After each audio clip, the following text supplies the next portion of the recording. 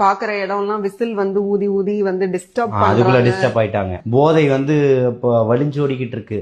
கஞ்சா விற்கிறது உங்களுக்கு பிரச்சனை இல்ல.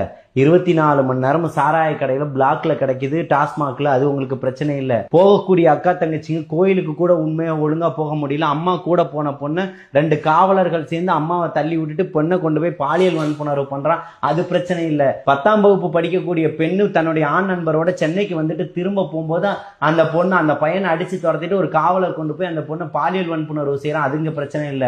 அண்ணா நகர்ல 10 வயது சிறுமிக்கு பாலியல் வன்புணர்வு செய்யறாங்க. 6 மாசம் அலைஞ்சு அந்த தாய் மீது விபச்சார வழக்கு பதிவு செய்வேன் அப்படின்னு இந்த காவல்துறை அதிகாரி மிரட்டியும் திருப்பியும் அந்த தாய் போராட்டத்தின் மூலமா அந்த பொண்ணுக்கான ஒரு நீதியை வென்றெடுக்கிறார். திரும்ப வழக்கு பதிவு செய்யப்படுது. அது ஒட்டுமொத்த ஒன்றியமும் இந்தியாவும் திரும்பி பார்க்கக்கூடிய இடத்துக்கு அந்த வழக்கு மாறுது. அதே மாதிரி அண்ணா பல்கலைக்கழக மாணவியினுடைய பிரச்சனை அந்த மாதிரி இருக்கு. கோயம்புத்தூர்ல விமான நிலையத்துக்கு பக்கத்துல தன்னுடைய ஆண் நண்பரோட கார்ல உட்காந்து பேசிக்கிட்டு இருந்த பெண்ணுக்கு நடந்த பாலியல் வன்புணர்வு என்ன மாதிரியான பிரச்சனைகள் நடந்ததுன்றதை எல்லாத்தையுமே பார்க்க முடிஞ்சிச்சு. இதெல்லாம் தமிழ்நாட்டில் வந்து பிரச்சனை இல்லை. தொடர்ச்சியான கூலியை கேட்டு போராட்டம் பண்ணிட்டு இருப்பாங்க.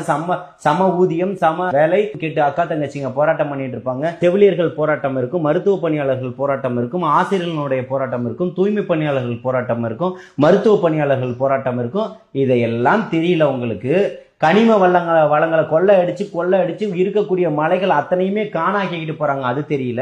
மண் அள்ளுன்ற பேர்ல ஒட்டுமொத்தமா அத்தனையுமே பூமியை வரைக்கும் பார்க்கக்கூடிய அளவுக்கு பாதாளத்துக்கு மண் அள்ளி வித்துக்கிட்டு இருப்பாங்க, அது உங்களுக்கு தெரியல. அரசுல இருக்கக்கூடிய அத்தனை துறைகள்லயும் பல 1000 கோடிகள் கொள்ளை போச்சுன்னு வழக்கு பதிவு செய்யணும்னு சொல்லிட்டு இருக்கிறான், அது தமிழ்நாட்டை சீரழிக்கல. ஆனால் இந்த விசில் சத்தம் மக்களை டிஸ்டர்ப் பண்ணிடுச்சு இல்லையா? இதை பார்த்துக்கிட்டு இருக்கவங்க வந்து பதில் சொல்லுவாங்க. இந்த நிகழ்வை பார்த்துக்கிட்டு இருக்காங்க இல்லையா, கமெண்ட்ஸ்ல அதுக்கு நிச்சயமா உங்களுக்கு பதில் சொல்லுவாங்க.